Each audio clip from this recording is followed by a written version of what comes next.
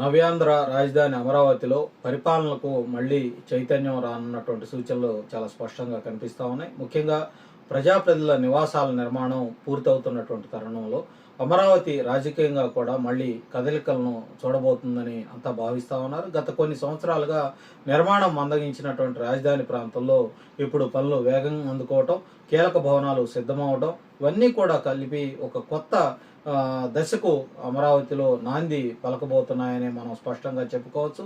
ఈ నేపథ్యంలో అత్యంత ప్రతిష్టాత్మకంగా నిర్మించినటువంటి ఎమ్మెల్సీ క్వార్టర్స్ ప్రారంభోత్సవానికి సర్వం సిద్ధమవుతా ఉంది.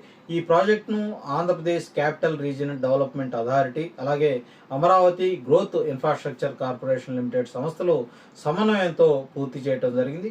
మొత్తం 8 భారీ టవర్లతోటి 288 విలాసవంతమైన నివాస ప్లాట్లను నిర్మించడం జరిగింది. ప్రస్తుతం భవనాలకు తుదిమెరుగులు దిద్దుతూ ఇంటీరియర్ ఫినిషింగ్, హౌస్ కీపింగ్ పనులు వేగంగా కొనసాగుతా ఉన్నాయి. మరో వారం 10 రోజుల్లో ఇవి పూర్తి స్థాయిలో సిద్ధమవుతాయని అధికారులు అయితే చెప్తా ఉన్నారు. ముఖ్యమంత్రి చేతుల మీదుగా ఈ క్వార్టర్స్ ప్రారంభమయ్యే అవకాశం అయితే ఉందని సమాచారం అందుతుంది. ఈ నివాస సముదాయం ప్రత్యేకత ఏంటంటే ఇది కేవలం ఉండటానికి మాత్రమే కాకుండా పూర్తి స్థాయి ఒక పని వాతావరణాన్ని కూడా కల్పించేలా వీటిని రూపొందించారు. ఒక్కో ఫ్లాట్ 3,000 నుండి 7,000 చదరపు అడుగుల వరకు విస్తీర్ణం కలిగి ఉంటాయి. పెద్ద లివింగ్ స్పేసు, మీటింగ్ రూమ్స్ కావచ్చు, ఆఫీసు స్పేస్ కావచ్చు, సెక్యూరిటీ వ్యవస్థలు కావచ్చు, అన్నీ కూడా సమగ్రంగా ఏర్పాటు చేయడం జరిగింది. ప్రజాప్రతినిధులు తమ నియోజకవర్గ ప్రజలతో సమావేశాలు నిర్వహించడానికి, అధికారులతో చర్చలు జరపడానికి కూడా వీలుగా వీటిని డిజైన్ చేయడం జరిగింది. ఇంకా ఒక ముఖ్యమైనటువంటి అంశం ఏంటంటే భవిష్యత్ అవసరాలను దృష్టిలో ఉంచుకొని ప్లానింగ్ చేశారు. ప్రస్తుతం ఉన్న ఎమ్మెల్యేలు, ఎమ్మెల్సీల సంఖ్యకు మాత్రమే కాకుండా భవిష్యత్తులో నియోజకవర్గాల పునర్విభజన జరిగితే పెరిగే సంఖ్యను కూడా అంచనా వేసి మొత్తం 288 యూనిట్లను సిద్ధం చేయటం జరిగింది. ఇది దీర్ఘకాలిక దృష్టితోటి తీసుకున్నటువంటి ఒక నిర్ణయంగా మనమైతే చెప్పుకోవచ్చు. ఈ క్వార్టర్స్ అసెంబ్లీ అలాగే సచివాలయంకి దగ్గరలో ఉండటం వల్ల అటు పరిపాలనా పరంగా కొంత వేగంగా ఉండేందుకు కూడా అధికారులకు అందుబాటులో ఉండే విధంగా ఉంటుందని కూడా చెప్తా ఉన్నారు. ఉదయం నుంచి సాయంత్రం వరకు జరిగే ఈ సమావేశాలు కావచ్చు, చర్చలు కావచ్చు, నిర్ణయాలు ఇవన్నీ కూడా ఒకే ప్రాంతంలో జరిగే అవకాశం అయితే ఉంటుంది. దీనివల్ల సమయం ఆదా కావటం మాత్రమే కాదు, పరిపాలనలో కొంత సమన్వయం కూడా మెరుగుపడే అవకాశం ఉందని కూడా ఒక అంచనా అయితే వేయటం జరుగుతుంది. ఇదే సమయంలో ఆల్ ఇండియా సర్వీసెస్ అధికారులైనటువంటి ఐఏఎస్, ఐపీఎస్, ఐఎఫ్ఎస్ అధికారుల కోసం కూడా ప్రత్యేకమైనటువంటి నివాస సముదాయాలు నిర్మాణం చివరి దశకు అవి కూడా చేరుకున్నాయి.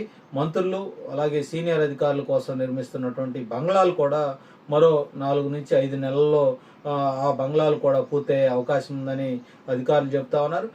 అధికారులు, ప్రజాప్రతినిధులు అలాగే వీళ్ళంతా కూడా ఒకే ప్రాంతంలో నివసించడం వల్ల ప్రభుత్వ యంత్రాంగం మరింత సమర్థవంతంగా పనిచేయటానికి కూడా అవకాశం ఉంటుంది. ఈ ప్రాజెక్టులో ఆధునిక సదుపాయాలకు ఒక ప్రత్యేక ప్రాధాన్యత అయితే ఇవ్వటం జరుగుతుంది. అండర్గ్రౌండ్ పార్కింగ్ కావచ్చు, 24 గంటల నీటి సరఫరా కావచ్చు, హై స్పీడ్ ఇంటర్నెట్ కావచ్చు, పవర్ బ్యాకప్ కావచ్చు, సీసీటీవీ నిఘా వంటి ఈ సౌకర్యాలు వీటన్నిటినీ కూడా అందుబాటులో ఉంచుతా ఉన్నారు. అదనంగా ఫిట్నెస్ సెంటర్లు, కమ్యూనిటీ హాల్స్ కావచ్చు, గ్రీన్ స్పేసులు కూడా ఏర్పాటు చేయటం జరుగుతూ ఉంది. ఇవన్నీ కూడా కలిపి ఒక ప్రీమియం లివింగ్ అనుభవాన్ని అందించేలా ఈ భవనాలను అయితే డిజైన్ చేయటం జరిగింది. పర్యావరణ పరిరక్షణను కూడా దృష్టిలో ఉంచుకొని ఈ గ్రీన్ బిల్డింగ్ కాన్సెప్ట్ను అమలు చేస్తూ ఉన్నారు. వర్షపు నీటిని సేకరించే రెయిన్ వాటర్ హార్వెస్టింగ్ సిస్టమ్, అలాగే సౌర విద్యుత్ వినియోగం, చెట్లు నాటడం, ఇవన్నీ కూడా ఈ ప్రాజెక్టులో అంతర్భాగంగా ఉన్నాయని చెప్పుకోవాలి. దీనివల్ల విద్యుత్ వినియోగం తగ్గడంతో పాటు పర్యావరణానికి కూడా మేలు జరిగే అవకాశం అయితే కనిపిస్తూ ఉంది. ఇక ప్లాట్ల కేటాయింపు విషయానికి వస్తే శాసనసభ స్పీకర్ అలాగే శాసన మండలి చైర్మన్ పర్యవేక్షణలో పారదర్శకంగా ఈ ఎమ్మెల్యేలకు, ఎమ్మెల్సీలకు ఈ ప్లాట్ల కేటాయింపు ప్రక్రియ అనేది జరగబోతా ఉంది. ఎమ్మెల్యేలు తమ అవసరాల ప్రకారం ఆ యూనిట్లను ఎంపిక చేసుకునే విధంగా ఒక విధానాన్ని రూపొందిస్తున్నట్లయితే సమాచారం అవుతుంది. కేటాయింపు పూర్తయిన వెంటనే ప్రజాప్రతినిధులు ఇక్కడికి తరలి వచ్చే అవకాశం అయితే ఉంది. ఇది అమరావతిలో రాజకీయ కార్యకలాపాలకు మళ్ళీ ఊపిరి పోసే అవకాశం అయితే ఉంది. అసెంబ్లీ సమావేశాలు, కమిటీ మీటింగ్లు, అధికారులతో సమీక్షలు ఇవన్నీ కూడా అమరావతిలోనే కేంద్రీకృతం కావటంతో ఈ రాజధాని ప్రాంతంలో ఒక రకంగా ఆర్థికంగా తిరిగి కార్యకలాపాలు పుంజుకునే అవకాశం ఉంటుంది.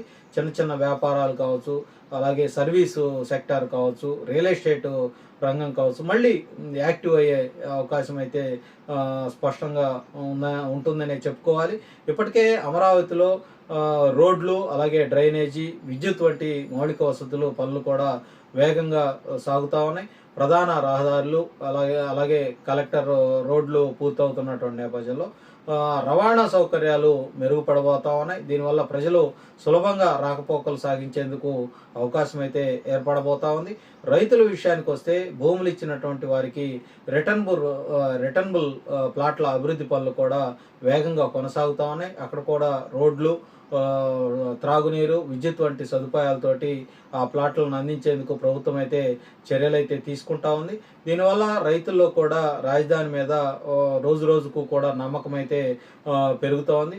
మొత్తం మీద చూసుకున్నట్లయితే ఎమ్మెల్యే, ఎమ్మెల్సీ క్వార్టర్స్ ప్రారంభం ఒక ఒక ఒక రాజధానిలో తొలి నివాసయోగ్యమైనటువంటి భవనాల ప్రారంభంగా మనమైతే చూడాలి. అమరావతి పునర్నిర్మాణంలో ఇది ఒక కీలక మలుపుగా భావించే అవకాశం అయితే ఉంది.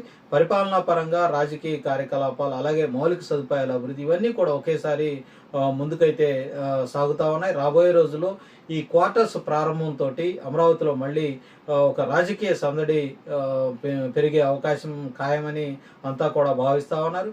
రాజధాని నిర్మాణంపై ఉన్నటువంటి సందేహాలు ఈ క్వార్టర్స్ ప్రారంభంతో క్రమక్రమంగా తొలగిపోతూ ఒక స్థిరమైనటువంటి అభివృద్ధి దిశగా అమరావతి ముందుకు సాగుతుందన్నటువంటి ఒక స్పష్టమైనటువంటి అభిప్రాయం అయితే ఈ క్వార్టర్స్ ప్రారంభంతో వచ్చే అవకాశం అయితే ఉందని అంతా కూడా భావిస్తూ ఉన్నారు.